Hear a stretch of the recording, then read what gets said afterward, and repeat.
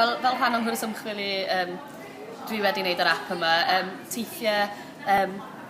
Teithiau cerdded ydyn nhw, yn teithiau llenyddol neu diwylliannol. Maen nhw'n gweithio ar yr app, so dwi wedi dewis 4 ardal yn Sir Drefaldwyn, a mae'n tywys chi o gwmpas yr ardal ac yn dysgu chi chydig am yr ardal ac am hanes yr ardal. Ydych chi'n lawrlwytho'r app a lawrlwytho'r teithiau lawr i'ch ffôn, a wedyn ar ôl hynny does dim angen cysylltiad we o gwbl.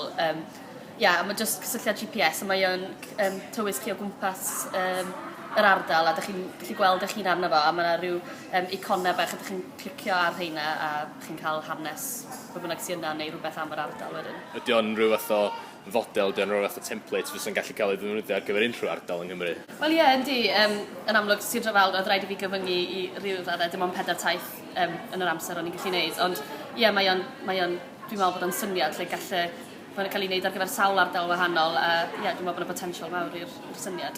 Wel, dwi'n meddwl bod rhywbeth fel hyn yn gallu cyfoethogi profiad rhywun yn yr ardal. Dwi'n gobeithio bod yr app yma yn cyfoethogi profiad pobl sy'n dod i Sir Drefaldwyn ac yn dysgu am bethau na fysa nhw wedi dysgu o'r blaen a ddim yn wedi meddwl am wneud bethau yna.